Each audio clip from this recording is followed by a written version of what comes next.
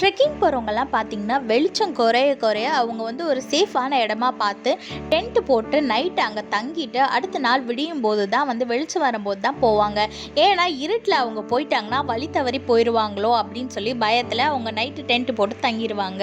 இதே மாதிரி தாங்க நம்மளோட வாழ்க்கையிலையும் நம்ம பாவமான வாழ்க்கைக்குள்ளே போகாதபடி இந்த கிருபையின் காலத்தில் நம்ம வாழ்ந்துட்டு இருக்கோம். இந்த கிருபையின் காலத்தை பிரயோஜனப்படுத்தி கொண்டு நம்ம செய்த பாவத்தெல்லாம் தேவனிடத்தில் அறிக்கை செய்து பாவ மன்னிப்பு பெற்றுக்கொண்டு தேவனுக்கு பிரியமான பாதையில நன்மையின் பாதையில நம்ம நடக்கணும். அப்படி இல்லைன்னா நியாய தீர்ப்பு நாள் வரும்போது தேவன் வந்து நியாயாதிபதியா ஒரு ஜட்ஜா வருவாரு. அப்போ நம்ம தெரியாம பண்ணிட்டோம், மன்னிச்சிருங்க ஏசப்பா அப்படின்னு சொல்லும் போது அவர் நிச்சயமா நம்மளை மன்னிக்காம நம்மளுக்கு அதுக்கேற்ற தண்டனையை தான் தருவாரு. அதனால இந்த கிருபையின் காலத்தை பிரயோஜனப்படுத்தி கொண்டு தேவனுக்கு பிரியமான வழியில நடங்க. யோவான் 12:35 பாருங்க, இன்னும் கொஞ்ச காலம் ஒளி உங்களிடத்தில் இருக்கும், இருளில் நீங்கள் அகப்படாதபடி ஒளி உங்களோடு இருக்கையிலே நடவுங்கள்னு வேதத்துல போட்டிருக்கு.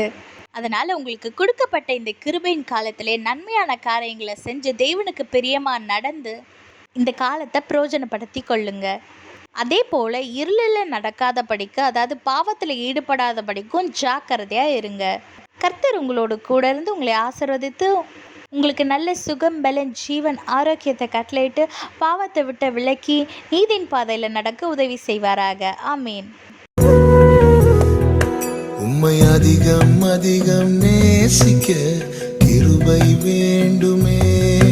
உம்மை அதிகம் அதிகம் நேசிக்க கிருபை